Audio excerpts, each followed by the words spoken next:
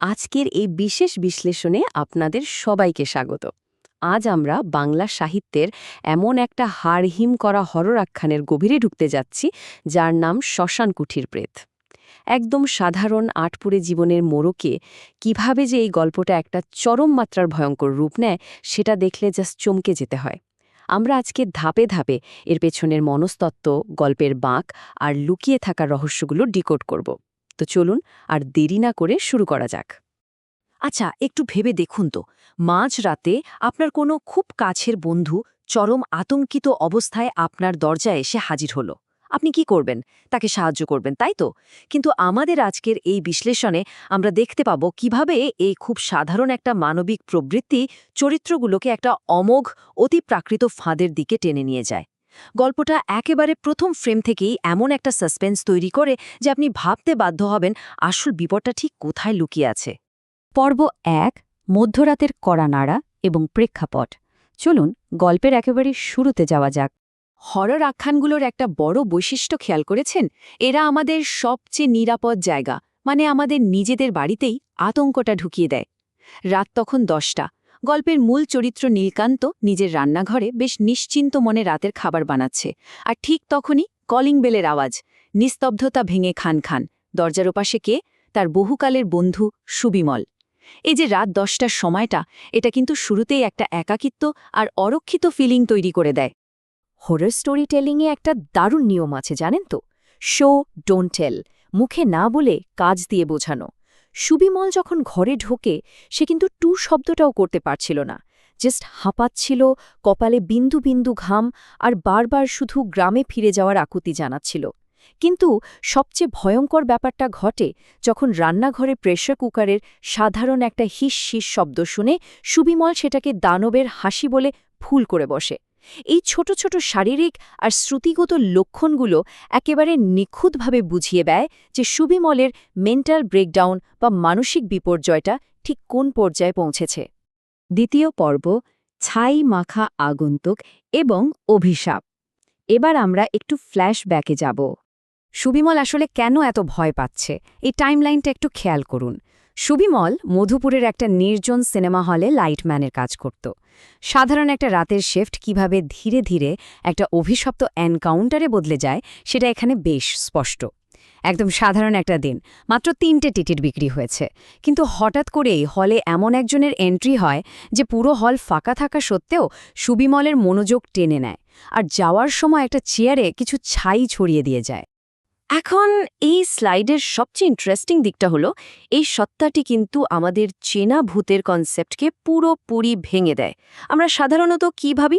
ভূত মানেই সাদা কাপড়, কিন্তু না, এর উচ্চতা অস্বাভাবিক বেশি। পিঠ পর্যন্ত লম্বা চুল, চোখে ঘন কাজল, ঠোঁটে কালো লিপস্টিক, আর সারা শরীর দুর্গন্ধযুক্ত ছাইয়ে মাখা। মানে এই অত্যন্ত নির্দিষ্ট ভিজুয়াল ডিটেলসগুলো আমাদের মনে এমন একটা অস্বস্তিকর ইমেজ তৈরি করে যা ভোলা মুশকিল। সেই ছাই মাখা অদ্ভুত লোকটি যাওয়ার আগে সুবিমলকে ডেকে অত্যন্ত শান্ত কিন্তু ভয়ঙ্কর গলায় একটা প্রশ্ন করে।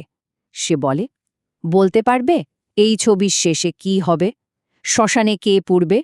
জাস্ট ভাবুন ডায়ালগটা কতটা হিমশীতল, কারণ সত্তাটি একেবারে সরাসরি মৃত্যু আর শ্মশানের প্রসঙ্গ টেনে এনেছে।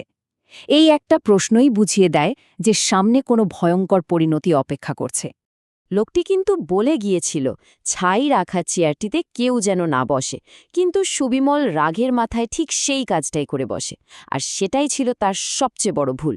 এই সামান্য অবাধ্যতার ফলস্বরূপ তার উপর নেমে আসে এক মারাত্মক অভিশাপ। তার ঘুম পুরোপুরি উধাও হয়ে যায়। চোখ বন্ধ করলেই সে শুধু মাথার খুলি, কান্নার শব্দ আর ভাসমান জীব দেখতে পায়। অভিশপ্ত জিনিসের প্রতি আমাদের যে একটা সহজাত ভয় কাজ করে, গল্পটা ঠিক সেই ভয়টাকেই একটা ভয়ঙ্কর মানসিক শাস্তির রূপ দিয়েছে। তৃতীয় পর্ব, প্রতারক বাড়িওয়ালা এবং মরণ ফাঁদ। গল্পটা এবার আবার বর্তমান সময়ে নীলকান্তর ঘরে ফিরে আসে। এই তীব্র আতঙ্কের মধ্যেই এন্ট্রি নেন বাড়িওয়ালা হরিহরবাবু। প্রথম দেখায় তাকে খুব হিতাকাঙ্ক্ষী মনে হয়, কিন্তু আসল বিপদের পূর্বাভাসটা এখানেই লুকিয়ে আছে।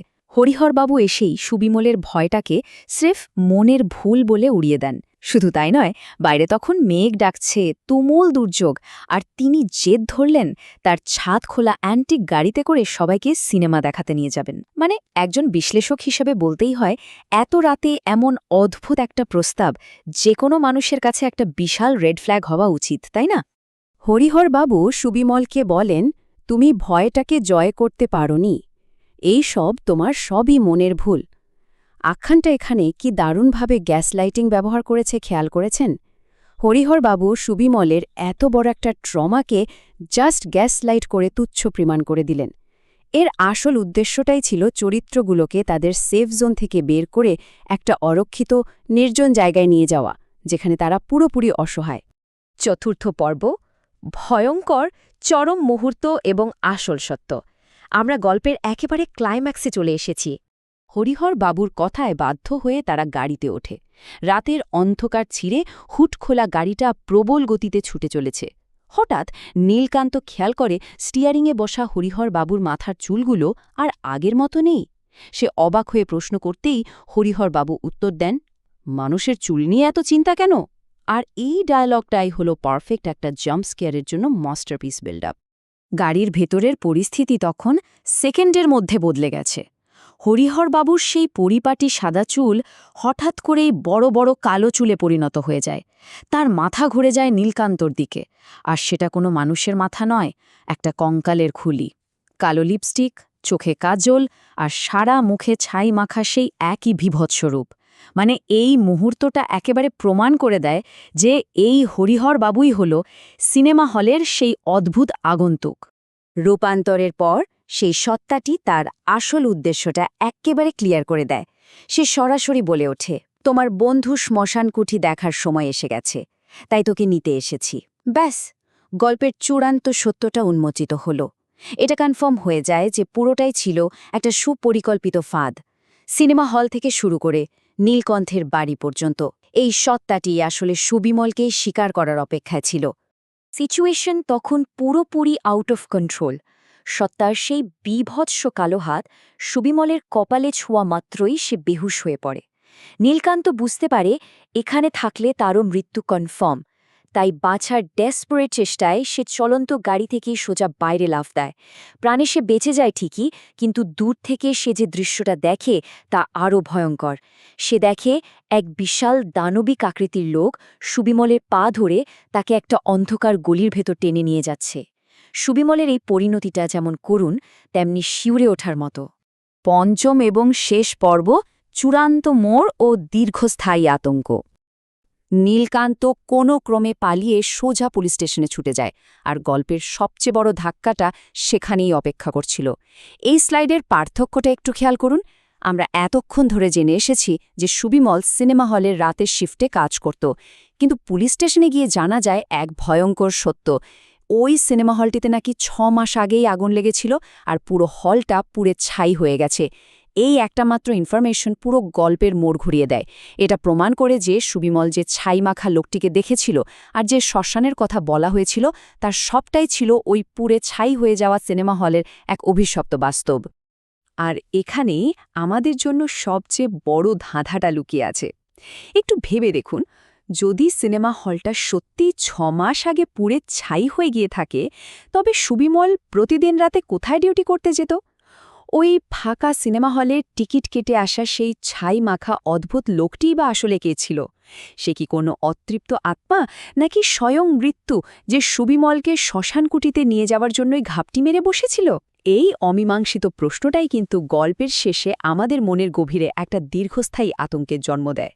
আজকের এই বিশ্লেষণটি আমরা এখানেই শেষ করছি। আমাদের সাথে যুক্ত থাকার জন্য আপনাদের অনেক ধন্যবাদ। এই শেষ প্রশ্নটা নিয়ে একটু ভেবে দেখবেন।